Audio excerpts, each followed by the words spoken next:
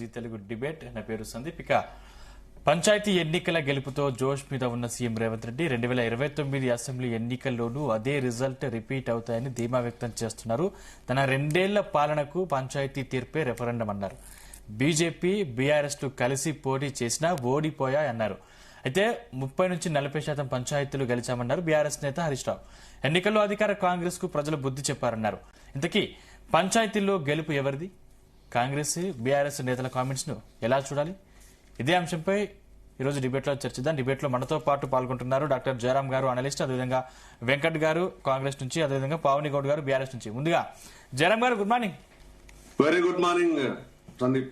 మొత్తం మీద మొదటి విడత, 2వ విడత, 3వ విడత ఎన్నికలు ముగిస్తున్నాయి. దీంట్లో చాలా మట్టికి దాదాపు 7,000 పైచీలకు కాంగ్రెస్ అభ్యర్థులు విజయం సాధించినట్టు ఇప్పటికే సీఎం రేవంత్ రెడ్డి కూడా ప్రకటించారు. కానీ ఈ పంచాయతీ ఎన్నికలకు సంబంధించి ఈ పార్టీ గుర్తు లేని ఎన్నికలు, దీంట్లో 2029 అసెంబ్లీకి రెఫరెండంగా సీఎం ప్రకటించాం. రాజకీయ స్ట్రాటజీనా లేకపోతే వాస్తవ విశ్లేషణ అనుకోవాలా? మీకు ప్యానెల్లో ఉన్న మిత్రులకు, జీ న్యూస్ ప్రేక్షకులకు నమస్కారాలు.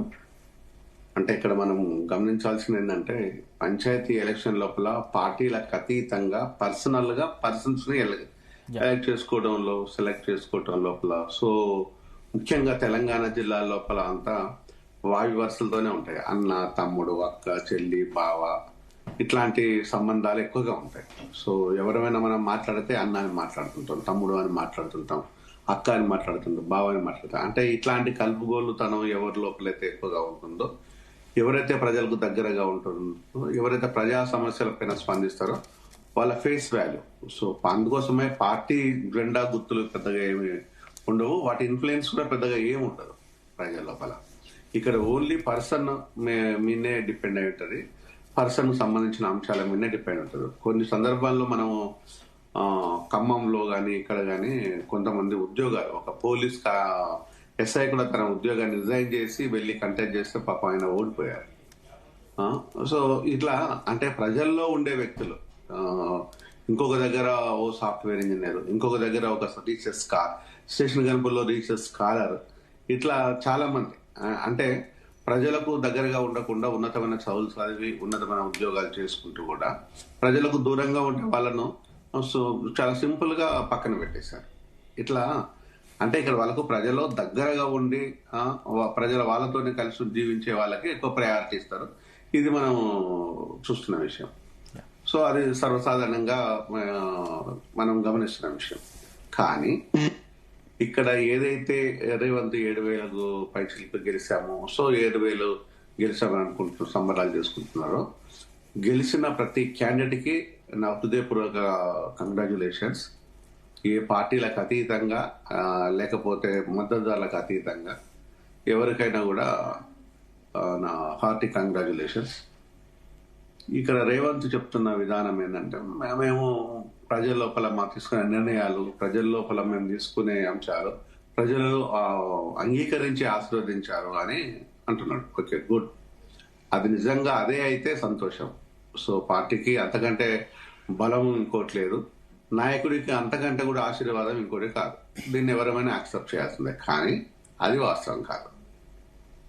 నేను విలేజ్లలో గ్రామ స్థాయిలో ఉన్నాను, గ్రామంలో తిరుగుతున్నాం, గ్రామ ప్రజలతో సంబంధాలు ఉంటాయి. ఎందుకంటే మన పుట్టుక, మన ప్రారంభమైతే గ్రామాలతో, గ్రామాల గురించి ఖచ్చితంగా తెలిసిన వ్యక్తులం మనం.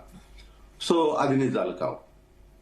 నిజమేందంటే గతించిన ఎలక్షన్ల లోపల బీఆర్ఎస్ మీద గెలిచి ఈ రోజు ప్రభుత్వాన్ని ఫామ్ చేసింది పట్టణాలలో గెలిచిన తర్వాత కాదు, పల్లెలలో నుంచి వచ్చిన ఓట్ల ద్వారానే అన్న విషయాన్ని కాంగ్రెస్ మర్చిపోయింది. సో నేను ఎందుకు గుర్తు చేయాల్సి వస్తుంది అంటే, పట్టణాల కంటే ఇక్కడే ఎందుకంటే మనకు హైదరాబాద్ గాని చుట్టుపక్కల గాని లేకపోతే ఇతర డిస్టిక్ మెయిన్ ఉమ్మడి జిల్లాల హెడ్ క్వార్టర్లో కానీ అత్యధికంగా ఓటమి పాలైంది కాంగ్రెస్. పల్లెలలో నుంచి ప్రేమగా గెలిచింది, అత్యధిక సీట్లు పొందింది కూడా కాంగ్రెస్. సో మరి దాన్ని కంపేర్ చేసినప్పుడు ఏ 85 90 వరకు రీచ్ అవ్వాలి, అది జరగలేదు. ఇది కాంగ్రెస్ కు డేంజర్ బెల్. చెప్పాల్సింది ఏంటంటే, ఇది కాంగ్రెస్ కు డేంజర్ బెల్ కొడుతుంది. దీన్ని మీరు పక్కదోవరు పట్టించుకొని అపోహలల్లో లేదు గత ప్రభుత్వం ఏదైతే చెప్పింది బంగారు తెలంగాణ అని అన్న తర్వాత ఒక్కసారిగా ఆ బంగారు తెలంగాణ కాదు, ఇది బాధించిన తెలంగాణ అనే విషయం అర్థమైపోయింది. ఇప్పుడు మీరు ప్రజా తెలంగాణ కాదు, ఆలీబాబా చాలిచో తెలంగాణ అనేది ప్రజలకు క్లియర్ గా అర్థమైంది.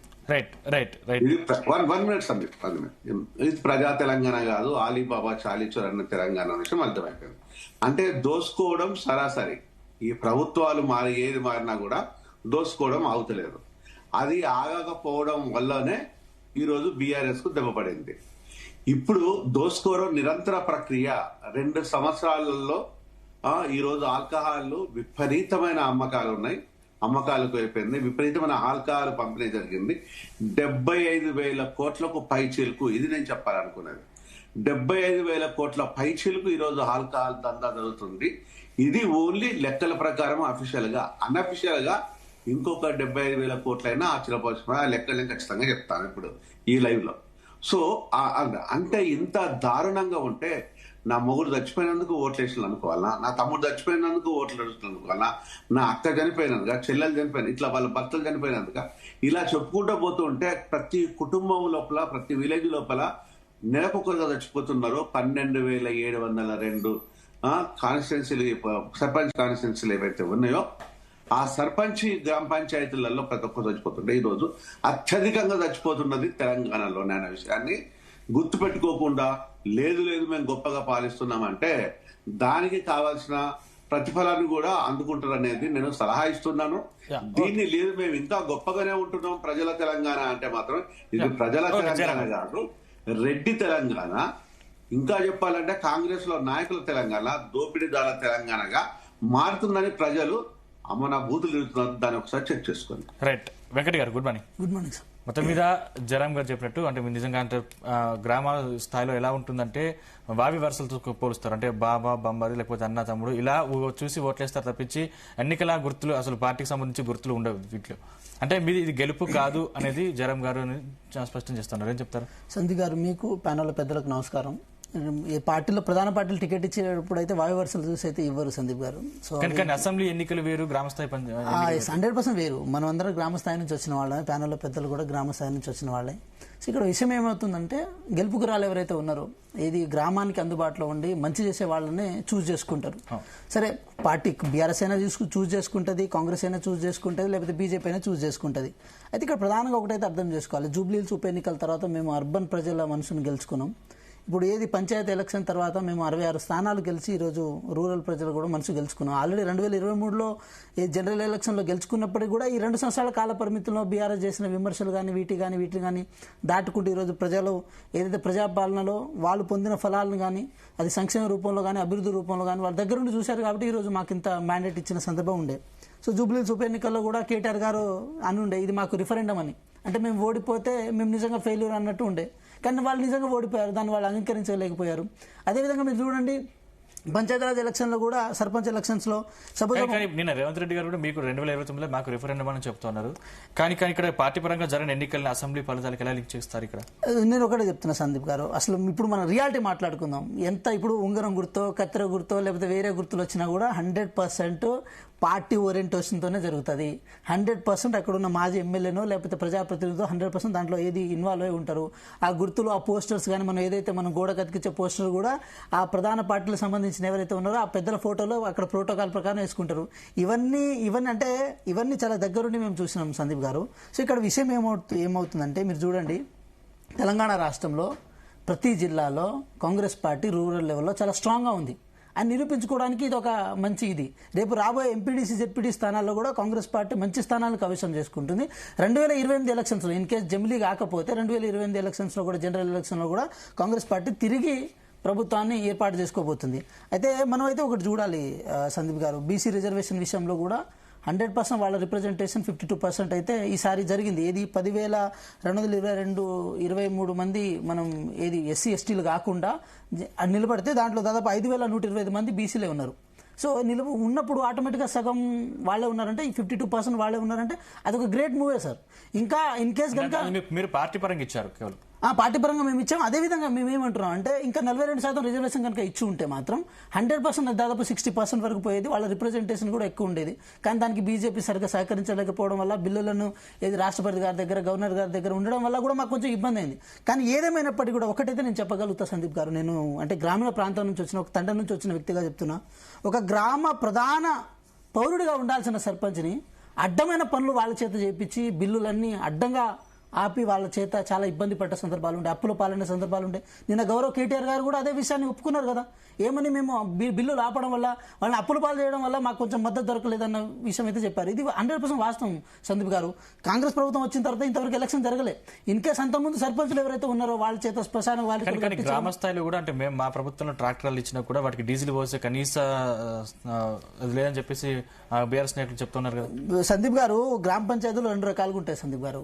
Notified, denotified. అంటే డీనోటిఫైడ్ అంటే 60,000 ఆదాయం ఏదైతే ఉందో దానికంటే కింద ఉన్నాయి. నోటిఫైడ్ అంటే 60,000 కంటే పైన ఉన్నాయి. అంటే ట్రాక్టర్లు అనేవి అన్ని గ్రామాలకు, అన్ని గ్రామ పంచాయతీలు పోయినప్పుడు ఆటోమేటిక్గా దాంట్లో డీజిల్ పోయడానికి కనీసం ఆ ఖర్చుల మందం అయితే రావాల్సిన అవసరం ఉంటుంది కదా. సో మీరు చూడండి, రైతు వేదికలు కట్టించారు, శ్మశాన వాటికలు కట్టించారు, దాంతోపాటు హరితవనాలు ఉన్నాయి, అదేవిధంగా మనకు ట్రాక్టర్లు ఉన్నాయి. ఇవి ఏదైతే మెయింటెనెన్స్ ఉన్నాయో మెయింటెనెన్స్ తగ్గట్టు పైసలు కూడా ఇవ్వకపోతే సర్పంచ్ ఆయన మీద భారం వేసుకోవాల్సిన అవసరం ఉంటుంది కదా. ఉన్నప్పుడు ఆటోమేటిక్గా ఏమవుతుందండి, ఆయన మీద భారం ఎప్పుడైతే వేసుకుంటాడో అప్పులు పాలవుతాడు. ఇప్పుడు కేంద్ర ప్రభుత్వ నిధుల మీదనే ప్రతిసారి ఆధారపడాల్సింది ఉండదు కదా. రాష్ట్రపతి ఇప్పుడు ఏది మన రైతు వేదికలు ఉన్నాయి, అది కేంద్ర ప్రభుత్వం ఇనిషియేటివ్ కాదు. ఇది అదేవిధంగా మన శ్మశాన వాటికలు ఉన్నాయి, అది కేంద్ర ప్రభుత్వం ఇనిషియేటివ్ కాదు. మొక్కల పంపిణీ ఏదైతే ఉందో, మొక్కలకు సంబంధించిన సంరక్షణ ఏదైతే ఉందో, ఇవన్నీ కేంద్ర ప్రభుత్వం ఇనిషియేటివ్ కాదు. కేంద్ర ప్రభుత్వం ఇన్ని నిధులని చెప్పి ఏదైతే మన ఫినాన్స్ కమిషన్ నుంచి ఇవ్వాల్సిన అవసరం ఉంటుంది, దాన్ని వాళ్ళు దేనికైనా ఉపయోగించుకోవచ్చు. కానీ గౌరవ కేసీఆర్ గారు ఎవరైతే అప్పుడు ఏది ముఖ్యమంత్రిగా ఉన్న వాళ్ళు గ్రామాలను ఇట్లా ఉండాలి అట్లా ఉండాలని చెప్పి, ఎవరైనా సరే అభివృద్ధి అనేది కంటిన్యూస్ ప్రాసెస్ సందీప్ గారు, అది జరగాలి ఉండాలని కోరుకుంటాం. కానీ మన దగ్గర ఎంత తాకత్తు ఉంది, మనం ఎంత జరగాలి ఉండాలని మీరు కోరుకుంటున్నప్పుడు 2 సంవత్సరాలు ఎందుకు నెగ్లెక్ట్ చేస్తారనేది ఇక్కడ ప్రశ్న. ఒకటే చెప్తున్నాం సందీప్ గారు, బీసీ రిజర్వేషన్ ఇద్దామన్న ఆలోచనతో మేము కొంచెం ఒక స్ట్రాంగ్ ఇనిషియేటివ్ తీసుకున్నాం. దాంట్లో మాకు కేంద్ర ప్రభుత్వం నుంచి సహకారం రాకపోవడం, అసెంబ్లీలో అందరూ సహకరించారు, ఏది ఎమ్మెల్యేలు బీజేపీ ఎమ్మెల్యేలు సహకరించారు, బీఆర్ఎస్ ఎమ్మెల్యేలు సహకరించారు, కాంగ్రెస్ ఎమ్మెల్యేలు అందరూ సహకరిస్తేనే ఈరోజు బిల్లు పైకి పోయింది. ఈరోజు ప్రభుత్వం తీసుకున్న ఇనిషియేటివ్ ను పైనుంచి మద్దతు రాకపోవడం వల్ల కొంచెం డిలే అయిన విషయం అయితే వాస్తవం. 42% బిల్లు అమలుకు సాధ్యం కాదని తెలిసినా కూడా మీరు కేవలం రాజకీయంగా వాడుకున్నారని చెప్పేసి చాలా బీఆర్ఎస్ ప్రశ్నిస్తుంది. సందీప్ గారు, అసాధ్యమని అనుకోవడానికి లేదు సందీప్ గారు. నేనేమంటున్నా అంటే అసాధ్యం అనుకోవడానికి లేదు. ఎందుకు లేదనంటే రాజ్యాంగంలోనే ఈక్వల్ జస్టిస్ అనే అంశంలో భాగంగా, ఈక్వాలిటీ అనే అంశంలో భాగంగా, డెమోక్రసీలో ఈక్వల్ స్పేస్ ఉండాలి, అన్ని వర్గాలకు ఈక్వల్ స్పేస్ ఉండాలి, మా జనాభా ప్రకారం ఈక్వల్ స్పేస్ ఉండాలని చెప్పి కోరుకున్న సందర్భంలో భాగంగా జరిగిన ప్రక్రియ ఇది. దాన్ని తప్పని ఎందుకు అనుకోవాలి? నేనేమంటున్నా, ఒక సందర్భంలో సాధించలేకపోయినా ఇంకో సందర్భంలో అయినా మనం దాన్ని సాధిస్తాం. కేంద్రం మెడల్ వంచైనా దాన్ని సాధిస్తాం. అందుచేత కొంచెం డిలే అయిన సందర్భాలు ఉంటాయి. కానీ ఇప్పుడు మీరు చూడండి, ఎవరైతే కొత్తగా ఎన్నికైన సర్పంచులు ఎవరైతే ఉన్నారో పార్టీలకు అతీతంగా ఈరోజు బీఆర్ఎస్ పార్టీ లేకపోతే కాంగ్రెస్ పార్టీ, బీజేపీ పార్టీ లేకపోతే స్వతంత్రాలను చూడకుండా ఈరోజు కాంగ్రెస్ ప్రభుత్వం వాళ్ళకి రావాల్సిన నిధుల విషయంలో కానీ, వాళ్ళకి చేయాల్సిన పనుల విషయంలో కానీ వాళ్ళని అప్పుల పాలు చేయకుండా, వాళ్ళని ఇబ్బందులు పెట్టకుండా గ్రామాన్ని ఒక మంచి ఉద్దేశంతో బాగా ఏదైతే రాజీవ్ గాంధీ గారు ఆ రోజు 73rd 74th కాన్స్టిట్యూషన్ అమెండ్మెంట్ తీసుకొచ్చి ఈరోజు గ్రామాలని ఏది దేశానికి పట్టుకొమ్మలుగా మార్చాలని చెప్పి ఏదైతే అనుకున్నారో, మహాత్మా గాంధీ ఆశయాలు. కానీ మీరు 2 ఏళ్ల పాలనకు ప్రజలు మద్దతు ఇచ్చారని మీరు చెప్పుకుంటున్నారు. కాకపోతే గ్రామ స్థాయిలో కాంగ్రెస్ ఆశించిన స్థాయిలో మాత్రం ఫలితాలు రాలే కదా. 66%, 2/3 అంటే అది బేసిక్ మెజార్టీ కదా. ఇక అంతకంటే ఎవరు, ఇప్పుడు బీఆర్ఎస్ ఉన్నా కూడా దానికంటే ఎక్కువ ఏం రాదు సందీప్ గారు. ఇన్ కేసు ఉన్న ఎక్కడ వస్తాయంటే ఇన్ఫ్లుయెన్స్డ్ థింగ్స్ లో. ఫర్ ఎగ్జాంపుల్ చెప్పాలంటే జెడ్పీటీసీలు ఉన్నారనుకోండి, జెడ్పీటీసీలు గెలిచిన తర్వాత జెడ్పీ చైర్పర్సన్ కనుక అయితే అది ఇన్ఫ్లుయెన్స్డ్ థింగ్ కదా. ఎందుకంటే ఒక ఎమ్మెల్యేకు ఉన్న స్థాయి దానికి ఉంటుంది కాబట్టి జిల్లాల వారీగా మా జెడ్పీ చైర్పర్సన్ కనుక ఉంటే అది మాకు మద్దతు దొరుకుతుందని అనుకుంటారు. కానీ లోకల్ బాడీస్ విషయానికి వచ్చినప్పుడు వార్డు సభ్యుల నుంచి మొదలు పెడితే వార్డు సభ్యులు, సర్పంచులు, ఎంపీటీసీల వరకు కొంత ఏమన్నా కొంచెం మిక్స్డ్ ఇది ఉంటుంది. అదేవిధంగా జయరాం గారు చెప్పినట్టు కూడా అది ఏదైతే మన కుటుంబంలో, మన పాలలలో మనం నిలబెట్టుకుంటే వాళ్ళ పాలలో ఓట్లు ఎక్కువ ఉంటే వాళ్ళు ఎక్కువ మద్దతు తెలపడం. దాంట్లో ఇప్పుడు సపోజ్ ఊర్లు ఉన్నాయనుకోండి, ఒక ఊరైతే ఒక గ్రామ పంచాయతీ ఉంటుంది, కానీ ఒక గ్రామ పంచాయతీ 4-5 ఊర్లు కూడా ఉంటాయి. సో ఊర్లు కూడా మన ప్రభావం చూపించిన ఇది ఉంటుంది. అయినా సరే ఈరోజు కాంగ్రెస్ ప్రభుత్వము 66 స్థానాలతో కాంగ్రెస్ పార్టీ గెలుచుకోవడం ఏదైతే ఉందో ఇది హర్షణీయము. ఇదే ఫలితాలు రిపీట్ అవుతూ ఉంటాయి. ఇదే ఫలితాలు రిపీట్ అవడం కోసం ఏది గ్రామాలను ఇంకా అభివృద్ధి చేయడం కోసం కృషి చేస్తాము. ప్రజలను ఇంకా ఏది అభివృద్ధిలో ఇంకా భాగస్వామ్యం చేయడానికి కోసం కృషి చేస్తాం. సందీప్ గారు. రైట్. పవన్ గారు, గుడ్ మార్నింగ్.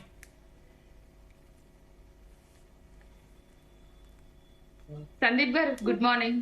సో ఏం చెప్తారు? నిన్న హరీష్ రావు గారు ప్రెస్ మీట్ మనం విన్నాం. అంటే ఏంటంటే 30 నుంచి 40% పంచాయతీలు గెలిచామని హరీష్ రావు చెప్తున్నారు. ఇప్పటికీ అంటే దాదాపు 10 ఏళ్ల పాలన తర్వాత అధికారంలో లేని పరిస్థితిలో ఇది మీకు సంతృప్తినిచ్చిందా? ముందుగా ప్యానెల్లో ఉన్న మిత్రులకు నమస్తే, మరియు జీ తెలుగు ప్రేక్షకులకు కూడా నమస్తే అండి. చాలా సంతోషాన్ని ఇచ్చింది. అంటే మా నాయకులు ఎవరు తిరగకపోయినా కూడా ప్రజలు మమ్మల్ని హక్కుల చేర్చుకున్నారు. ముందుగా గెలిచిన సర్పంచ్లందరికీ శుభాకాంక్షలు తెలియజేస్తున్నా. ఇది మంచి పరిణామం. ఏదైతే గ్రామ స్థాయిలో ప్రజలను మోసం చేస్తూ మోసపూరిత హామీలు ఇచ్చిన కాంగ్రెస్ పార్టీకి చెంపతెప్పగా ఇచ్చిన తీర్పు ఇది. ఇంకొకటి రైజింగ్ అని తిరుక్కుంటలా డేరాలేసి ఫుట్బాల్ ఆడి ఏమేం చేస్తున్నాడు అన్ని చేసినా కూడా వాళ్ళకి ఇచ్చింది ఎంత పర్సెంటేజో వాళ్ళు కూడా సరిగ్గా చెప్తలేరు. 60%, 62%, 63% అని చెప్పుకుంటున్నారు. వాళ్ళకి వచ్చింది 52% అండి. అది ఒప్పుకోవాలి. వెంకట్ గారు భవిష్యత్తులో మంచి నాయకుడిగా ఎదగాలంటే రేవంత్ రెడ్డి స్పీచ్ లను తక్కువగా చూసి మీ నాయకులు ఎవరైతే అంటే ఇన్స్పైర్ గా ఉండే నాయకులు ఎవరైనా పివి నరసింహారావు లేకపోతే మన్మోహన్ సింగ్ లాంటి మంచి కాంగ్రెస్ నాయకులై స్పీచ్లు వినండి. అబద్ధాలు చెప్పే రేవంత్ రెడ్డి స్పీచ్లు వింటే మీరు కూడా అబద్ధాలు చెప్తూ కాలం వెళ్లదీసుకోవాల్సి వస్తుంది. ఇంకొకటి 2028, 2029 వచ్చేది కాంగ్రెస్ పార్టీ అనేసి గప్పాలు చెప్తున్నారు. 2029 అయినా 2028 అయినా రేపటికి ఎన్నికలు వచ్చినా కూడా కాంగ్రెస్ పార్టీకి ముచ్చెమటలు పట్టిస్తారు, బుద్ధి చెప్తారు ప్రజలు అనేది ఈ ఎన్నికలతోటి నిర్ణయం అయిపోయింది. ప్రజలకి ఏవైతే హామీలు ఇచ్చిందో నిన్న 6 గ్యారెంటీలు అంటే పవన్ గారు ప్రజలు బుద్ధి చెప్పారని మీరు అంటున్నారు. అంటే కాంగ్రెస్ ప్రభుత్వానికి ప్రజలు బుద్ధి చెప్పారని మీరు అంటున్నారు. కానీ అదే ప్రజలు బీఆర్ఎస్ కు పూర్తి అవకాశం కూడా ఇవ్వలేదు కదా. అంటే అదే ప్రజలు కాంగ్రెస్ పార్టీకి కూడా పూర్తి అవకాశం ఇవ్వలేదు కదా అండి. అదే ప్రజలు కాంగ్రెస్ పార్టీ అధికారంలో ఉన్న కాంగ్రెస్ పార్టీకి 80-90% రావాల్సిన కాంగ్రెస్ పార్టీకి 80-90% సర్పంచ్లను అయితే ఇవ్వలేదు కదండి. కేసీఆర్ గారే అల్టిమేట్ అనుకుంటున్నారు. మళ్ళీ బీఆర్ఎస్ పార్టీ ప్రజలు రావాలంటే గ్రౌండ్ లెవెల్లో విపరీతమైన వ్యతిరేకత ఉందని బీఆర్ఎస్ నాయకులు ఇప్పుడు ప్రచారం చేసిన పరిస్థితి, కానీ ఆ స్థాయిలో కనిపించలేదు కదా.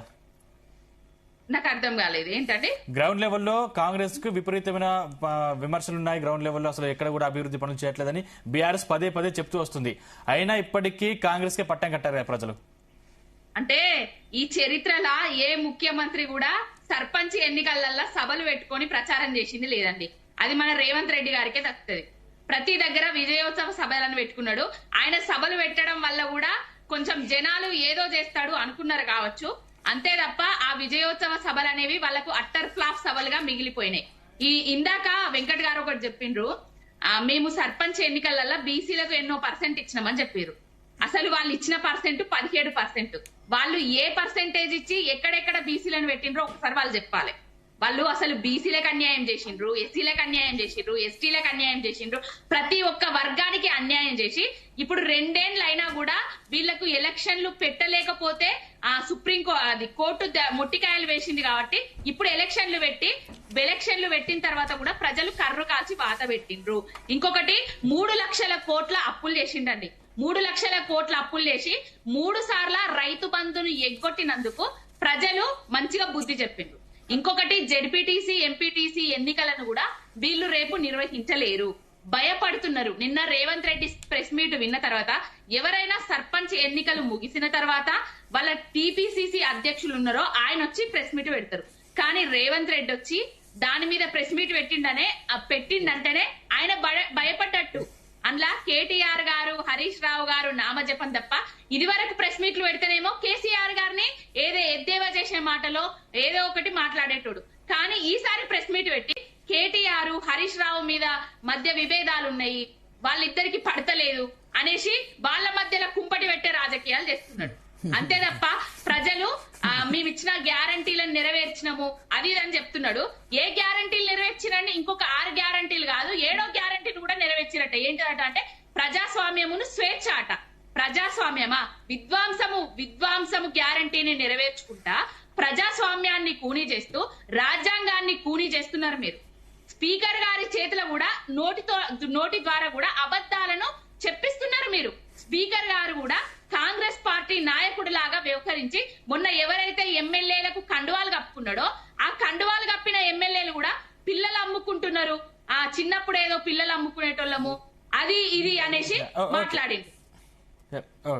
ధైర్యం ఉందా వాళ్ళకి అసలు? ఆ ఎమ్మెల్యేలను సందీప్ గారు మేమే సందీప్ గారు చేసుకున్నాం. లేదు పవన్ గారు ఒక్క నిమిషం. పవన్ గారు ఇప్పుడు నేనేమంటున్నా అంటే చరిత్రలో కొన్ని ఘట్టాలు కొన్ని సంఘటనలు దాన్ని ఎంత రూపు మాపినా కూడా అవి మాపు 2014లో తెలంగాణ పునర్నిర్మాణంలో భాగంగా అని చెప్పి 63 స్థానాలతో మీరు ఏదైతే అధికారంలోకి వచ్చిరో వచ్చిన తర్వాత సరే పునర్నిర్మాణం అనుకున్నాం కాబట్టి టీడీపీని కానీ వైఎస్ఆర్సీపీని కానీ సిపిఐని కానీ లేకపోతే ఇండిపెండెంట్లు కానీ బీఎస్పీని కానీ అందరినీ మీరు గుంజుకున్న సందర్భాలు ఉండే. టీడీపీని గుంజుకున్నప్పుడు ఒకేసారి గంపగుత్తగా అందరినీ ఏది ఎల్పీని విలీనం చేయలే, ఒక్కొక్కరిని ఏది గుంజుకున్న సందర్భాలు ఉండే. ఈరోజు కేసు పెట్టిన వివేకానంద గౌడ్ గారు కూడా ఒకేసారి ఏం రాలేదు. పవన్ గౌడ్ గారు మేమేమంటున్నాం అంటే ఆ రోజు మీరు ప్రజాస్వామ్యాన్ని కూని చేసినప్పుడు ప్రజాస్వామ్యం గురించి మీకు ఏది రాలే. సరే పోనీలేండి అయిపోయింది. మరి 2018లో మళ్ళీ మీరు అధికారంలోకి వచ్చిర్రు. ఈసారి మీకు మంచి మ్యాండేట్ ఇచ్చారు, 88 స్థానాలు ఇచ్చిర్రు. ఇచ్చిన తర్వాత కూడా మళ్ళీ గుంజుకోవడం ఇది కాంగ్రెస్ పార్టీ ఎల్పీని సిఎల్పీని పూర్తిగా విలీనం చేసుకున్న సందర్భాలు ఉండే. ఆ రోజు ఏమో టెక్నికల్ ఓట్స్ లో భాగంగా పార్టీ ఫిరాయింపులకు మినాయింపుగా మేము తీసుకున్నాం అని చెప్పిన సందర్భాలు ఉండే.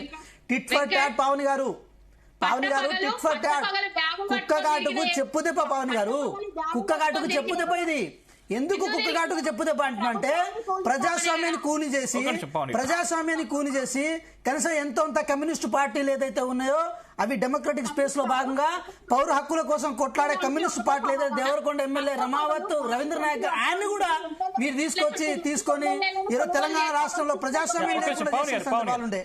మీరు రాజ్యాంగబద్ధ అంశాల గురించి మాట్లాడుతుంటే ప్రజాస్వామ్యం గురించి మాట్లాడుతుంటే దయ్యాలు వేదాలు వల్లించినట్టు ఉంటుంది. ఇది టిట్ ఫర్ టాట్ కుక్క కాటుకు చెప్పు దెబ్బ.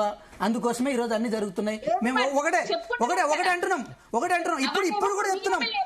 పవన్ గారు మళ్ళీ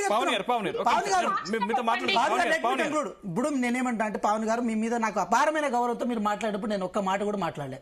సో నన్ను కూడా మీరు మాట్లాడిస్తే తర్వాత మీరు మాట్లాడుకుంది మీరు ఏదైనా అనండి, నేను వింటా. ఎందుకంటే తెలంగాణ ప్రజలు మన మాట వింటున్నారు.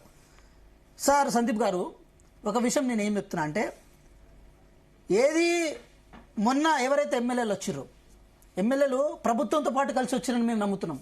మా పార్టీలో వాళ్ళు రాలే, వాళ్ళు ప్రభుత్వంలో అభివృద్ధిలో భాగంగా వచ్చారు. ఇప్పుడు దుబ్బాక నుంచి కూడా దుబ్బాక ఎమ్మెల్యే ఎవరైతే ఉన్నారో కొత్త ప్రభాకర్ రెడ్డి గారు వాళ్ళు కూడా వచ్చారు. మరి వారు కూడా ముఖ్యమంత్రి గారిని కలిసిరు, వారు కూడా పార్టీలో చేరినట్టేనా? సో మేమేమంటున్నాం అంటే ఇప్పుడు దాదాపు 10 మంది ఎమ్మెల్యేలు ఇప్పుడు మీ పార్టీలో చేరినట్ట వాళ్ళని మేము ఒకళ్ళతో పుచ్చుకుంటలేము. ఎస్ ఒక దానం నాగేంద్ర గారు అదేవిధంగా కడియం శ్రీహరి గారు వీరి విషయంలో స్పీకర్ గారు ఏ నిర్ణయం తీసుకున్నా మాకు సిద్ధమే. కానీ మిగతా వాళ్ళు ఎవ్వరూ మా పార్టీతో కలిసి లేరు సార్. వారు ప్రభుత్వంతో కలిసి ఉన్నారు అని పార్టీతో కలిసి ఉన్నారని చాలా డిఫరెన్స్ ఉంటుంది. నేను ఇంకో విషయం కూడా చెప్తున్నా, పార్టీతోనే కలిసి ఉన్నారని వాళ్ళు కనుక అనుకుంటే మాత్రం వాళ్ళు సస్పెండ్ చేయండి, మీ పార్టీని సస్పెండ్ చేయండి. మీ చేతిలో పెన్ను ఉంది కదా. మా పార్టీ ధిక్కారించిన వాళ్ళు మా పార్టీ నుంచి వాళ్ళు వెళ్ళిపోయారు, మా పార్టీని వాళ్ళు వ్యతిరేకించి వెళ్ళిపోయారు, మా పార్టీ ఇది నిబంధనకు విరుద్ధం అని చెప్పి మీరు సస్పెండ్ చేసేయండి. మీ చేతిలో పెన్ను ఉండగా మీరు సస్పెండ్ చేయడానికి ఎందుకు సెసపిసలు ఆడుతున్నారో మాకైతే అర్థం కావట్లేదు. కానీ ఒకటే అంటున్నాం మేము, ఆ రోజు గౌరవ్ భట్టి గారు మీరు మళ్ళీ ప్రజాస్వామ్యం గురించి వాళ్ళు మాట్లాడుతున్నారు చెప్తున్నా. ఆ రోజు గౌరవ్ భట్టి గారిని ఏది ప్రతిపక్ష నేత హోదా నుంచి తీసేసిన తర్వాత ఎంఐఎం అంట సార్ సందీప్ గారు, ఏది అసెంబ్లీలో అయితే ప్రతిపక్షం అంట, బయట మిత్రపక్షం అంట. ఇట్లా ఉంటుందా? సో 2018 నుంచి 2023 వరకు అంటే 100 స్థానాలు పైగా ఎమ్మెల్యేలు మొత్తం గుంజుకొని ఒకేసారి అంటే మీరు అరాచక పాలన చేశారు కాబట్టి అవుట్ బ్రేక్ అయ్యారు. ఈరోజు ప్రజలు మాకు మ్యాండేట్ ఇచ్చారు. మేము మళ్ళీ స్పష్టం చేస్తున్నాం, 8 మంది ఎమ్మెల్యేలను మేము ఒకళ్ళతో పుచ్చుకుంటలేము. వాళ్ళు మా ప్రభుత్వంతో కలిసి పనిచేస్తున్నారు, కానీ మా పార్టీతో వాళ్ళకి సంబంధం లేదు, మా పార్టీలో లేరు. ఇంకో మాట కూడా చెప్తున్నా, పటాన్చెరులో ఇప్పటికి గొడవలు ఉన్నాయి. గూడెం మైపాల్ రెడ్డి గారికి దాంతోపాటు కాట శ్రీనివాస్ గౌడ్ గారికి ఇప్పటికి గొడవలు ఉన్నాయి. సో వాళ్ళకు ఏది గూడెం మైపాల్ రెడ్డి గారు కూడా వాళ్ళ క్యాంప్ ఆఫీసులో ఇప్పటికి కేసీఆర్ గారు ఫోటో పెట్టుకున్నారన్న గొడవలు ఉన్నాయి. సో ఇంతకంటే ఏం ఆధారం కావాలండి? పవన్ గారు ఇంతకంటే ఏం ఆధారాలు కావాలంటే ఇవి కనబడతలేవా అండి? సందీప్ గారు ఇవన్నీ కనబడతలేవా? తెలంగాణ కాంగ్రెస్ హ్యాండిల్లా మా నాయకులు మా పార్టీ విధి విధానాలు నచ్చి మా పార్టీ ఇచ్చిన పథకాలు నచ్చి వాళ్ళ నియోజకవర్గాలలో కూడా అభివృద్ధి కోసం అనేసి రేవంత్ రెడ్డి సమక్షంలో చేరిన ఎవరండి వీళ్ళందరూ? కండువాలు కప్పిన గాడిద ఎవరండి? నాకు అర్థం కావట్లేదు. పవన్ గౌడ్ పవన్ గౌడ్ గారు మాట నేను గౌరవ్ కేసీఆర్ గారు అంటున్నా, గౌరవ్ కేటీఆర్ గారు అంటున్నా. నేను కూడా అనగలుగుతా సందీప్ గారు, నేను అనగలుగుతాను. నాకు మేము కూడా జంతువులు చూసినాం కదా, పందితోనో పంది కొక్కుతోనో గాడిదతోనో దున్నపోతోనో నేను కూడా పోల్చగలుగుతా. కానీ నేను పోల్చున్నది నా సంస్కారం. పవన్ గౌడ్ గారు అది మన సంస్కారం కాదు, మన తెలంగాణ సంస్కారం కాదు అది. రైట్ వెంకటరెడ్డి గారు గుడ్ మార్నింగ్. నమస్తే ఒక నిమిషం పవన్ గారు మళ్ళీ మీతో మాట్లాడతాను. రైట్ వెంకటరెడ్డి గారు నమస్తే. పంచాయతీ ఎన్నికల్లో బీజేపీ ప్రభావం చాలా చోట్ల కనిపించలేదన్న విమర్శ మీ పార్టీపై ఉంది. అంటే తెలంగాణలో బీజేపీ ఇంకా గ్రామస్థాయిలో బడపడలేదన్నది ఒప్పుకుంటారా? ఎందుకు ఒప్పుకుంటామండి? డేటా కనపడుతుంటే బీజేపీ గత స్థానిక ఎన్నికలలో మేము 163 సీట్లు గెలిచినామండి. సందీప్ గారు వింటున్నారా? వింటున్నా, చెప్పండి. ఇవాళ 700 పైగా సీట్లు 3 రెట్లు మాకు పెరిగిన మాట వాస్తవం. మీరు ఎట్లా ఏదే గానీ ఒక ఎన్నికకు ఇంకో ఎన్నికకు ఒక విద్యార్థికి గతంలో వచ్చిన మార్కులకి ఇవాళ వచ్చిన మార్కులకి ఒక కంపారిజన్ ఉంటుంది. 4వ స్థానానికి పడిపోయారు కదా, అంటే స్వతంత్ర అభ్యర్థులు కూడా మిమ్మల్ని దాటుకుని వెళ్ళారు. మీరు మీడియాలో కథనాన్ని చాలా పత్రికలు చూస్తున్నారు. 4వ స్థానం అంటే ఏమిటి? ఇండిపెండెంట్లు గెలిచిన దానికి ఓ స్థానం ఉందా? ఎవరికి వాళ్ళు ఇండిపెండెంట్ వాళ్ళు ఎట్లయితుందండి?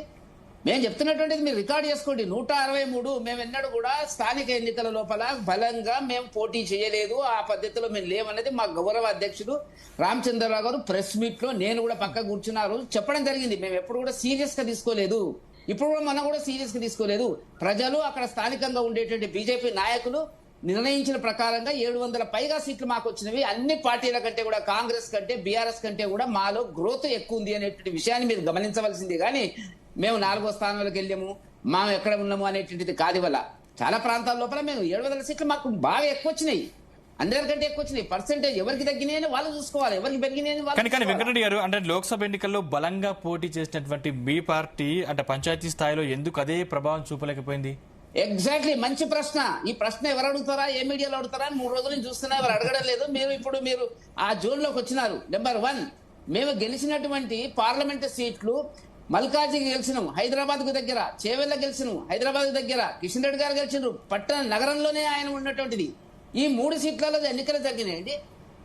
స్థానిక ఎన్నికలు కావు కదా, దీనికి సంబంధం లేదు కదా. పట్టణ ప్రాంతాల్లో బలంగా ఉన్నాం మేము, మండల ప్రాంతాల్లో బలంగా ఉన్నాం మేము. ఈ కొనుగోలు ఆలోచించాలి తప్ప 8 సీట్లు గెలిచింది మీకు ఏమైంది అని ఆ లెక్కన వేసినా కూడా 8 సీట్లు వేసినా కూడా మిగతా పార్టీల కంటే బ్రహ్మాండంగానే మాకు వచ్చినటువంటి పరిస్థితి. కాబట్టి భారతీయ జనతా పార్టీ మేము సంతృప్తిగా ఉన్నాము. మీడియాలో కథనాలు వస్తాయి, మీడియా కథనాలు తప్పుడు సంకేతాలను ఇస్తున్నటువంటిది. వాస్తవానికి ఇవాళ కాంగ్రెస్ కు బలమైన పోటీ వచ్చినటువంటి పరిస్థితి, అది భారతీయ జనతా పార్టీ కావచ్చు, బీఆర్ఎస్ పార్టీ కావచ్చు, ఊహించని పరిస్థితులు జరిగినాయి. కాబట్టి ముఖ్యమంత్రి గారు నిన్న ప్రెస్ మీట్ కు రావాల్సిన పరిస్థితి ఏర్పడ్డది. నా దగ్గర ఇంకా మీరు అడిగితే చెప్తాను, నా దగ్గర డేటా ఉంది. చాలా మీడియాలలో మిస్లీడ్ చేస్తున్నారు. గౌరవ ముఖ్యమంత్రి గారు మాట్లాడింది ఏంటి? నిన్న 7,527 సర్పంచులు గెలిచినామని చెప్పినాడు. దాంట్లో మళ్ళీ ఏం కలిపినాడు? మన రెబల్ అంటే ఏమర్థమంది సందీప్ గారు? రెబల్ అంటే కాంగ్రెస్ విధానాలను, కాంగ్రెస్ పార్టీని, కాంగ్రెస్ స్థానికంగా ఉన్నటువంటి మద్దతు తీసుకున్నటువంటి అభ్యర్థులను ఓడించిన వాళ్ళు రెబల్స్. వాళ్ళు ఎట్లయితారండి? మళ్ళీ వాళ్ళ గొడ్డ ఓట్లేవారు, వీళ్ళ గొడ్డ ఓట్లేవారు చెప్పాలి కదా ముఖ్యమంత్రి గారు. దాన్ని ఎట్లా కలుపుకుంటారండి ఆయన? నాకు అర్థం కాదు. రెబల్ క్యాండిడేట్స్ అంటే బీజేపీ కూడా సపోర్ట్ చేసి ఉండొచ్చు, టీఆర్ఎస్ కూడా సపోర్ట్ చేసి ఉండొచ్చు రెబల్. ఎందుకంటే కాంగ్రెస్ అధికార మద్దతు ఉన్నటువంటి వ్యక్తిని ఓడించడానికి ఆ 2 పార్టీలు కూడా స్థానికంగా సర్దుబాటు జరుగుండొచ్చు, మేము కాదనలేము. కాబట్టి వాళ్ళ ఖాతాలు ఎట్లా వేసుకుంటారండి? కాబట్టి నేనేమంటున్నా, వాళ్ళ లెక్క చెప్తాను వాళ్ళ మీడియాకు. 7,527 ఆయన అంటున్న దాంట్లోకెళ్ళి ఏకగ్రీవాలు 1,200 వచ్చినాయి. ఓ 200 తీసేయండి, మాకు బీఆర్ఎస్ కు 200 పోయినా కూడా 1000 ఎట్లా కలుపుకుంటాడండి? ఏకగ్రీవం అంటే అర్థం ఏంటండి? ఒక గ్రామంలో అన్ని వర్గాలు, అన్ని పార్టీలు కలిసి ఫలానా డాక్టర్ జయరామ్ గారిని పెడదాము అని అనుకుంటారు. అది ఏకగ్రీవం వాళ్ళ ఖాతాలకు ఎట్లా పోతుందండి? ఇవాళ సరే బెదిరిస్తున్నారు, స్థానికంగా పనులుంటాయి, సర్పంచులకు పనులుంటాయి. కాబట్టి అక్కడ ఉండేటువంటి స్థానిక ప్రజలు ఎందుకైనా మంచిది ఆసరా పెన్షన్, ఇల్లు ఇవ్వాలా, వీటికి స్థానిక పోలీస్ స్టేషన్, ఇవన్నిటికి పనులుంటాయి. కాబట్టి స్థానికంగా సర్దుబాటు అవుతారండి. కాంగ్రెస్ నాయకులకు కొంత ముందు అవకాశాలు ఉంటాయి, దాంట్లో కారణము. గతంలో టీఆర్ఎస్ గెలిచింది 80%, గతంలో ఇదే రాజశేఖర రెడ్డి పీరియడ్ లో గెలిచినారు, 80% గెలిచినారు. మీరు ఎక్కడ గెలిచినండి? ఇవాళ నేను ఏమంటున్నా అంటే 7,527 వెళ్ళి 1000 ఏకగ్రీవాలు తీసేయండి. మీరు 800 కలుపుకోవడం కాదు, కలుపుకోవడం పక్కకెట్టండి. మీ తీర్మానం కాదు, మీకు ప్రజలు తీర్పు చేయలేదని తీసేస్తే 6,527 అండి. 6,527 బొట్టాబొట్టి బిలో 50% సీట్లు వాళ్ళు గెలిస్తే 66% గెలిచిన మేము.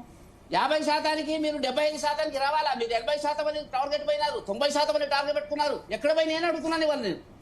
మీకు 30-35% ఓట్లు తక్కువ వచ్చి అది భరించలేక పార్టీ మహేష్ కుమార్ గౌడ్ మాట్లాడితే, మంత్రులు మాట్లాడితే ప్రజల్లోకి పోవడం లేదు, తప్పుడు సంకేతం పోతుంది అనేటువంటి రేపు వచ్చేటువంటి ఎన్నికల్లో ఏది ఎంపీటీసీ జడ్పీటీసీ ఉంది కాబట్టి భయపడి నిన్న ముందుకు వచ్చినాడు రెండో విషయం చెప్తున్నాను సందీప్ గారు, గుర్తుపెట్టుకోండి. ఆయన పెద్ద ఎత్తున చేసినటువంటి కలల సౌధము, ఆయన కలల సౌధం ఏదైతే ఉందో, ఫోర్త్ సిటీ ఏదైతే ఉందో, ఫోర్త్ సిటీలో కాంగ్రెస్ పార్టీకి ఘోరమైన పరాభవం జరిగింది. కందుకూరు మండలం, మా మండలము కందుకూరు మండలంలో 35 మంది సర్పంచులు ఉంటారండి. 35 సర్పంచులు దాన్ని ఒక నోటిఫైడ్ ఏరియా కింద గౌరవ ముఖ్యమంత్రి గారు ఆ డెవలప్మెంట్ కోసము, ఎందుకంటే ఫోర్త్ సిటీ వస్తుంది కాబట్టి ప్రత్యేక బోర్డు ఏర్పాటు చేసినాడు.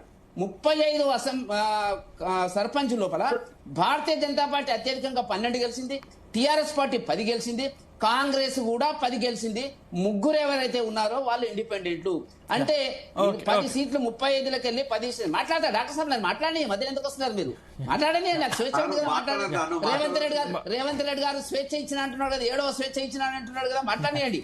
కాబట్టి 35 సర్పంచుల లోపల అంత పెద్ద ఎత్తున ఎక్కడైతే బ్యాగరకంచ ఆయన కేంద్రంగా మీటింగులు పెట్టిండు, global summit, world global summit 2047 మొన్ననే ఖర్చు పెట్టి 100 కోట్లు ఖర్చు పెట్టిండు. బ్యాగరకంచలో మేం గెలిచినము. ముచ్చర్లలో సెంటర్ పాయింట్ లో భారతీయ జనతా పార్టీ గెలిచింది. పక్కన ఉండేటువంటి ఆకుల మైదానం, చుట్టూ ఉండేటి ఆకుల మైదానంలో మేము గెలిచినము.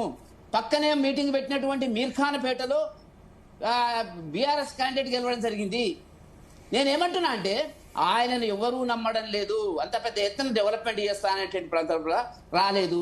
కాబట్టి ఇవల్ల తప్పుడు సంకేతము, తప్పుడు వక్రీకరణ ద్వారా ప్రజలు మభ్యపెట్టే పరిస్థితుల్లో రేవంత్ రెడ్డి గారు నిన్న మీడియా ముందుకు వచ్చిందంటే స్పష్టమైతుంది. మరి దమ్ము ధైర్యం ఉంటే ప్రకటించాలి కదా. ఒక్క నిమిషం, దమ్ము ధైర్యం ఉంటే ఎంపీటీసీ, జడ్పీటీసీ ఎన్నికల షెడ్యూల్ ఇవ్వు చూద్దాం. కాబట్టి రకరకాల భయాలందనలకు ప్రజలు అక్కడ ఉండేటువంటి స్థానికంగా ఎన్నికైనటువంటి వాళ్ళు కొంత ఇటు అటు పోతారు, పోవచ్చు. ఇప్పుడు రకరకాలుగా జరుగుతాయి, ఎందుకంటే పనులు కావాలా. అసలైన ఇంకోటి 2029 ఎన్నికలంట. మీరు చెప్పండి సందీప్ గారు, 2029 శాంటిటీ ఏంది నాకు అర్థం కాలే. అసెంబ్లీ 2023 అయింది, 28లో వస్తాయి. ఇప్పుడు లోకల్ బాడీలో ఇప్పుడు 25లో అయింది, 30లో వస్తాయి. 29 ఏందో నాకు అర్థం కాలేదు. 29లో నాకు తెలిసినంత వరకు లోకసభ ఉంది. అదేం లెక్కండి గౌరవ ముఖ్యమంత్రి గారు చెప్పండి. వాళ్ళ కాంగ్రెస్ పార్టీ చెప్తారా, మీరు చెప్తారా చెప్పండి. మిమ్మల్ని కూడా అడుగుతారా, డాక్టర్ జయరామ్ గారు కూడా చెప్పండి. What is the sanctity of the 2029 అనేటువంటి దానికి నోటికి వచ్చింది మాట్లాడిపోతున్నటువంటి పరిస్థితుల్లో గౌరవ ముఖ్యమంత్రి గారు ఉన్నారు అనేటువంటి విషయాన్ని మీరు గుర్తుంచుకోవాల్సిన అవసరం ఉంది. ఇప్పటికి కూడా నేను చెప్తున్నటువంటిది, ఆయన ఊహించలేదు ఇంత వ్యతిరేకత వస్తుంది అనేటువంటిది. నా 50% బిలో 75 నుంచి 80% రావాలండి వాళ్ళకి. గతంలో టీడీపీ ఉన్నా వచ్చింది, గతంలో టీఆర్ఎస్ ఉన్నా వచ్చింది, గతంలో కాంగ్రెస్ ఉన్నా గెలిచింది. మరి ఇప్పుడు ఎందుకు రాలేదండి? నేను అన్ని అమలు పరుస్తున్నా సంక్షేమ కార్యక్రమాలు, ఎందుకు రాలేదని అడుగుతున్నారు. 50% ఓట్లు వాళ్ళకి తక్కువ ఉన్నవి. ఇది గుర్తుంచుకోవాల్సినటువంటి అంశం. జయరామ్ గారు, ఇది ఇక ఇంతకుముందు నేను చెప్పాక లెక్కలు చెప్పాను కదా. సో ఇప్పుడు లెక్కల దగ్గరికి వచ్చేస్తాం. అంటే రేవంత్ రెడ్డి ఏదైతే ప్రెస్ మీట్ పెట్టేసి తను మాట్లాడుతున్నాడో సరే అభినందిస్తాం. ఎక్కడ వరకు అభినందిద్దాం? నువ్వు ప్రెస్ మీట్ పెట్టుకొని జనానికి ప్రాధాన్యపడుతున్నావా లేకపోతే కలర్ పూసేదానికి వరకు అభినందిస్తాం. కానీ అన్ని సందర్భాలలో ఇలాంటి కలర్ వేయడం సరిపోదు. ఇప్పుడు వెంకన్న చెప్పినట్టుగా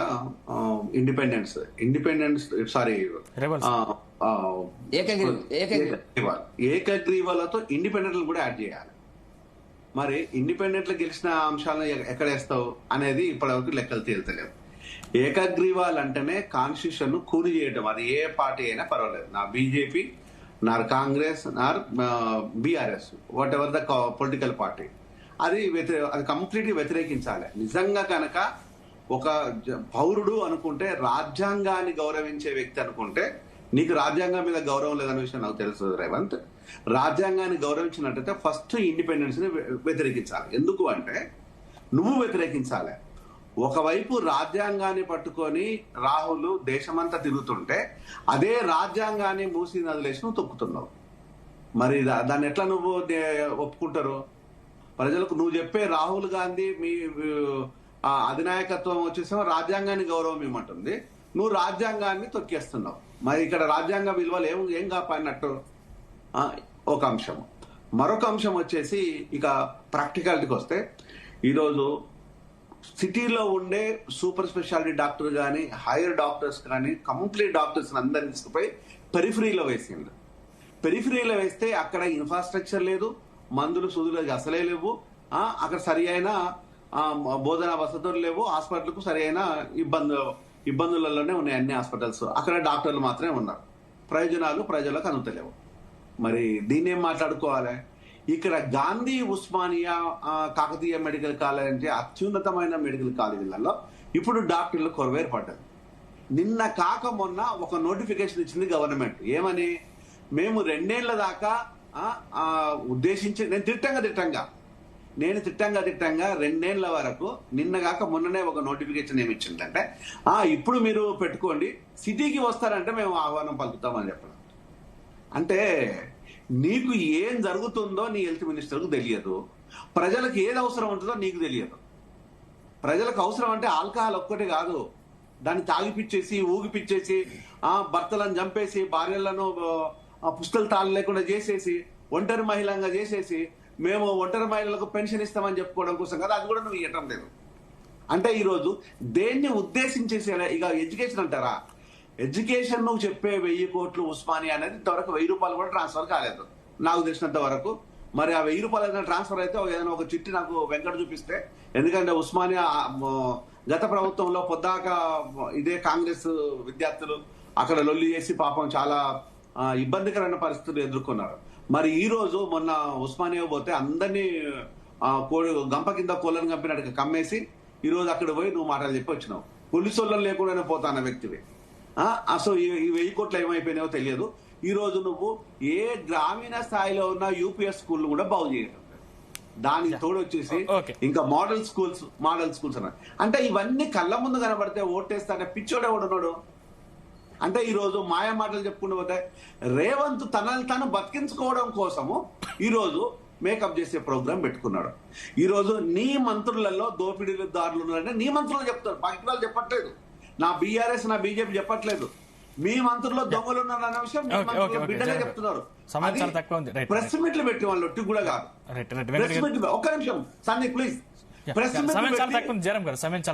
ప్రెస్ మీట్లు పెట్టేసి మీ దొంగలు ఉన్న విషయాన్ని మీ మంత్రుల పిల్లలే చెప్తున్నారు.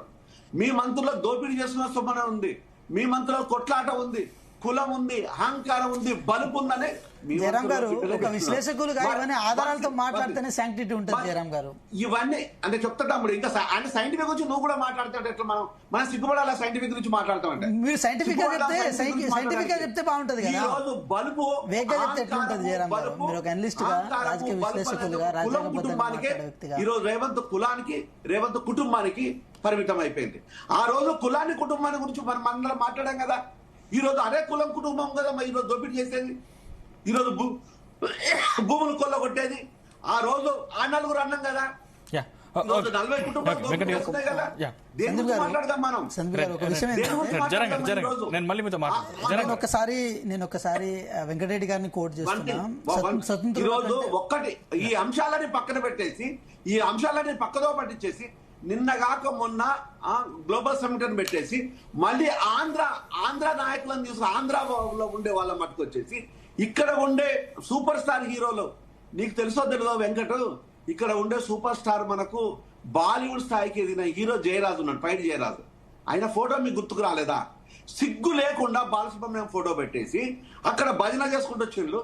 దాన్ని సిగ్గుపడండియా, దాన్ని సైంటిఫిక్ గా చూడండి. జయరాజ్ గారిని గౌరవించడంలో కానీ, తెలంగాణ కవులను కళాకారులను గౌరవించడంలో కానీ గౌరవ ముఖ్యమంత్రి గారి కంటే ఇంకెవరు అంత బాగా గౌరవించారు. జయరాం గారు మీరు తెలిసి కూడా అట్లా మాట్లాడడం కూడా కరెక్ట్ కాదు. ఒక మాట సందీప్ గారు విషయం ఏంటంటే డెమోక్రటిక్ స్పేస్ లో భాగంగా కళాకారులు వదిలిపెట్టేసి మళ్ళీ మీరు బాలసుబ్రహ్మణ్యం తీసుకొచ్చి మా నెత్తిన పెట్టడం అది ప్రభుత్వ చర్య కాదు. జయరాం గారు లేదు మేమేం సిగ్గుపడతలేము. తెలంగాణ జననీ జయకేతనం అని చెప్పి సైంటిఫిక్ గురించి నీకు కూడా మాట్లాడుతున్నావు అంటే నేను సిగ్గుపడుతున్నాను. లేదు ఒక మాట జయరాం గారు ఇప్పుడు ప్రతి వ్యక్తిగత అంశాలను కూడా ప్రభుత్వాన్ని ఆపాదించడం కూడా కరెక్ట్ కాదు. కొన్ని వ్యక్తిగత అంశాలని ప్రభుత్వాన్ని ఆపాదించడం కరెక్ట్ కాదు. నేనేమంటా అంటే ఇప్పుడు లేదు ఒక్క విషయం జయరాం గారు, ఒక్క విషయం, బాలసుబ్రహ్మణ్యం గారు ఏది విగ్రహం పెట్టుకోవడం అనేది వాళ్ళ వ్యక్తిగత అంశం. సో దాన్ని ఇప్పుడు అది ప్రభుత్వ చర్య కాదు. ఒక మాట జయరాం గారు ఇప్పుడు మీరు అనే ఇప్పుడు విషయం ఏంటంటే మీరు మోకరిల్లు అందశ్రీ గారు రచించిన జయ జయ హే తెలంగాణ జల్లి జయ కదా దాన్ని రాష్ట్ర గీతంగా మార్చినప్పుడు ఆ రోజు మీరు కనుక గట్టిగా మాట్లాడుంటే బాగుండు. ఆ రోజు మీరు ఎవరు మాట్లాడలేదు కదా. ఇప్పుడు నేను చెప్తున్నా ఒక మాట కొంచెం ఇప్పుడు నా టైం నన్ను మాట్లాడండి. ఎందుకంటే మీరు డెమోక్రటిక్ స్పేస్ మీరు ఒక్కడే వాడుకోవద్దు, నేను కూడా వాడుకోవాలి కదా. సో విషయం ఏంటంటే ఏది స్వతంత్రుల అంశంలో ఎవరు మన వెంకటరెడ్డి గారు చెప్తే స్వతంత్ర రెబల్స్ ని కూడా మీ ఖాతాలో వేసుకున్నారు అనేది ఇక్కడ ఒక మాట జయరాం గారు ప్లీజ్ జయరాం గారు ఇప్పుడు మీరు ఇన్ని మాట్లాడిరు, మేము చాలా ఓపికతో విన్నాము. మేము ఒక్క మాట జయరాం గారు, మంచి చెడును క్రాస్ చెక్ చేసి ఎనాలిసిస్ చేయొద్దు. జయరాం గారు మంచి చెడుని క్రాస్ చెక్ చేసి ఎనాలిసిస్ చేయొద్దు. కొంచెం మీరు కూడా వినాలి. నేనేమంటా అంటే కొంచెం స్వతంత్రులు, సగం స్వతంత్రులు, పొట్టి స్వతంత్రులు, పొడుగు స్వతంత్రులు ఉండరండి. స్వతంత్రులు అందరూ స్వతంత్రులే. సో వాళ్ళకు వచ్చిన ఓట్లు బీజేపీకి రాలేదనే విషయం అయితే వాస్తవం. మీరు ఎంత మల్టిప్లికేషన్ చేసుకున్నా కూడా 8% మీరు దాటలే. మేము ఎంత సింప్లిఫికేషన్ చేసుకున్నా కూడా 8,335 అయితే మేము తగ్గుతలేం. సో ఇది యథార్థం, ఇది వాస్తవం. దాంట్లో ఏం దోపులాడడానికి లేదు. జూబ్లీ సెలక్షన్లో కూడా బీజేపీకి అదే ఫలితాలు రిపీట్ అయినాయి. ఏది లోకల్ బాడీస్ లో కూడా అదే రిపీట్ అయినాయి. అదేవిధంగా ఎంపీటీసీ జెడ్పీటీసీలో కూడా ఒక్క నిమిషం పవన్ గౌడ్ గారు ఒక్క నిమిషం ఏది లోకల్ బాడీ నెక్స్ట్ రాబోయే ఎంపీటీ జెడ్పీటీసీలో కూడా అదే అవుతుంది. బీజేపీకి నెక్స్ట్ రాబోయే జనరల్ ఎలక్షన్ కూడా అదే రిపీట్ అవుతుంది. 2029 అని ఏ ఉద్దేశంతో గౌరవ ముఖ్యమంత్రి గారు అన్నారంటే మీరు ఒక్క మాట మీరు మాట్లాడినప్పుడు నేను ఒక్క మాట మాట్లాడలేదు. జమిలీ ఎలక్షన్స్ మీరు జమిలీ ఎలక్షన్స్ ఉండొచ్చు మీరు పెట్టిన జమిలీ ఎలక్షన్స్ ఉండొచ్చు. ఇప్పుడు నేను స్ట్రైట్ క్వశ్చన్ అడుగుతున్నా, జమిలీ ఉంటుందా ఉండదా? జమిలీ ఉంటుందా ఉండదా? నా స్ట్రైట్ క్వశ్చన్ జమిలీ ఉంటుందా ఉండదా? వెంకటరెడ్డి గారు జమిలీ ఉంటుందా ఉండదా? వెంకటరెడ్డి గారు ఒక మాట జమిలీ ఎలక్షన్స్ ఉంటుందా ఉండదా? ఉండాలంటే 2029 ఉండాలా? మీ లెక్క ప్రకారం 2029 ఉండాలా? మీకు తెలుసు కదా. దాని వెంకటరెడ్డి గారు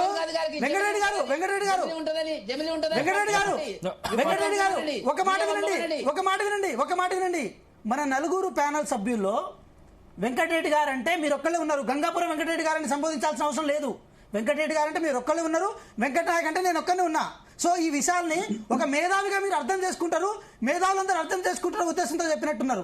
నేనేమంటున్నా అంటే వెంకటరెడ్డి గారు నెక్స్ట్ రాబోయే మీ లెక్క ప్రకారం జమిలీ ఎలక్షన్స్ లో కూడా ఇదే ఫలితాలు రిపీట్ అవుతారని చెప్పి గౌరవ ముఖ్యమంత్రి గారు చెప్పిన సందర్భం ఉండే.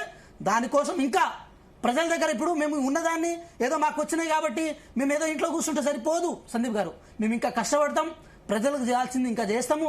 ఫైనాన్షియల్ డిసిప్లిన్ మేము ఎస్టాబ్లిష్ చేసుకుంటాము. అదేవిధంగా మా ప్రధానమైన తక్షణ బాధ్యత ఏదైతే ఉందో అది సర్పంచులను అప్పుల పాలు చేయకుండా వాళ్లను ఏది గ్రామాల్లో ఒక సుపరిపాలన అందించడం కోసం మేము చేయాల్సిన ప్రయత్నంలో భాగంగా మేము చేస్తాం. సందీప్ గారు ఒకటైతే మేము చెప్తున్నాం, ఈరోజు ఒకటే విషయం, గంగాపురం వెంకటరెడ్డి గారు కేంద్రం నుంచి ఏది ఆర్థిక సంఘం నుంచి రావాల్సిన నిధుల విషయంలో ఇక్కడున్న 8 మంది మంత్రులు 8 మంది ఎంపీలు ఎవరైతే ఉన్నారో అదేవిధంగా 8 మంది ఎమ్మెల్యేలు ఎవరైతే ఉన్నారో 2 కేంద్ర మంత్రులు ఎవరైతే ఉన్నారో వాళ్ళు ఇంకా కష్టపడి ఈ తెలంగాణ రావాల్సిన నిధుల విషయంలో ఇంకా కష్టపడి ఇంకా ముందు తీసుకెళ్తే 100% మా కోఆపరేషన్ వాళ్ళకు ఉంటుంది, వాళ్ళ కోఆపరేషన్ మాకు ఉంటుంది. అదేవిధంగా నిన్న గౌరవ ముఖ్యమంత్రి గారు చెప్పిన లెక్క ప్రకారం ఎంపీటీసీ జెడ్పీటీసీ ఎలక్షన్స్ ను పెట్టే విషయంలో దానికంటే ముందు అసెంబ్లీలో చర్చించాలి. ఆ చర్చకు గౌరవ ప్రతిపక్ష నేత అయిన కేసీఆర్ గారు కనుక వచ్చి కనుక ఆ చర్చలో కనుక పాల్గొని వాళ్ళ సలహాలు సూచనలు కనుక ఇస్తే అది ఒక మాట అయ్యో దానికేం లేదు ఒక మాట ఇప్పుడు ఒక మాట నేను చెప్తున్నా వెంకటరెడ్డి గారు, దానికి ఏం లేదు. వారు వస్తే వారి సలహాలు సూచనలు, ఎందుకంటే 10 సంవత్సరాలు వాళ్ళే ఉండే కదా, 10 సంవత్సరాలు వాళ్ళకు చాలా అనుభవాలు ఉంటాయి కదా. ఆ అనుభవం తెలంగాణ ప్రజలకి ఇవ్వమంటారు, మాకు ఇవ్వమని మేమే అంటలేము. మాకు ఇవ్వమని అన్ని ఉంటే మాలో ప్రతి పాలన విషయంలో వాళ్ళ మీద మేము ఆధారపడేవాళ్ళం, వాళ్ళ మీద మేమే ఆధారపడతలేము. మేమేమంటున్నాము, మీరు అనుకుంటున్నారు కదా తెలంగాణ రాష్ట్రాన్ని సస్యశ్యామలం చేసినాం, తెలంగాణ రాష్ట్రాన్ని ఇంత ముందుకు తీసుకెళ్ళాం, దాంట్లో నా పాత్ర ఉంది, నా క్రియాశీల పాత్ర ఉంది అంటే నిజంగా చెప్పాలంటే మేము ఒక్కళ్ళు నమ్మితే సరిపోతుంది కదా.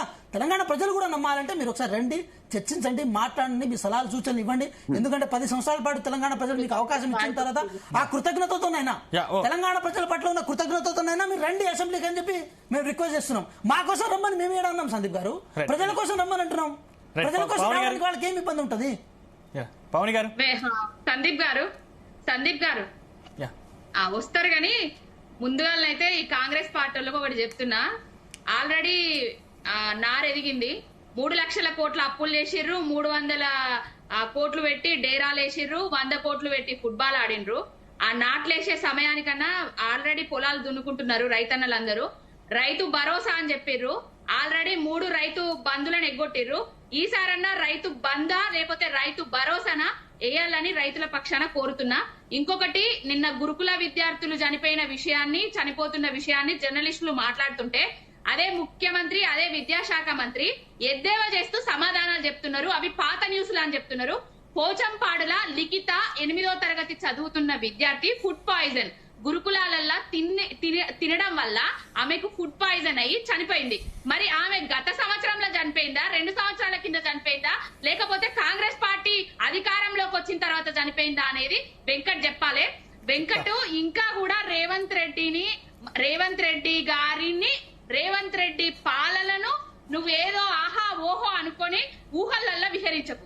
పల్లె ప్రజలు పెట్టిన సురుకుకు Revanth Reddy Congress party ZPTC MPTC ఎన్నికలను ఇప్పట్లో నిర్వహించినా కూడా మీరు ఏదైతే బీసీలకు 42% ఇస్తా అని చెప్పిర్రో, పార్టీల పరంగా కాకుండా మీరు ఏదైతే తెస్తా అని చెప్పిర్రో, పార్లమెంట్ జరిగింది మొన్న, పార్లమెంట్ లో కూడా ఏ ఒక్క ఎంపీ కూడా మీ తరపున ఎంపీ కానివ్వండి, పాపం బీజేపీ వాళ్ళు కానివ్వండి మాట్లాడింది లేదు. మీరు పార్లమెంట్ లో కొట్లాడాల్సింది కొట్లాడతలేరు, తీసుకురావాల్సినవి తీసుకొస్తలేరు. ఆ విద్యార్థులకు ఏదైతే గురుకులాల్లో మంచి ఫుడ్ పెడతలేరు, కానీ రేవంత్ రెడ్డి మనవడి కోసం 100 కోట్లు పెట్టి ఆ మెస్సీని తీసుకొచ్చి ఫుట్బాల్ అయితే ఆడించుకుంటారు. ఆనాడు కేసీఆర్ గారి మనవడు ఏదో ఒక దానిలో పాల్గొంటే ఆయన మీద ఏ విధంగా బాడీ షేమ్ చేసిండ్రో చూసినాం. కానీ మేము అట్లాంటి సంస్కారహీనులము నీచులం కాదండి. మేము అసలు రేవంత్ రెడ్డి అనేటైనే ఇప్పుడు ఏం చేస్తున్నాడు?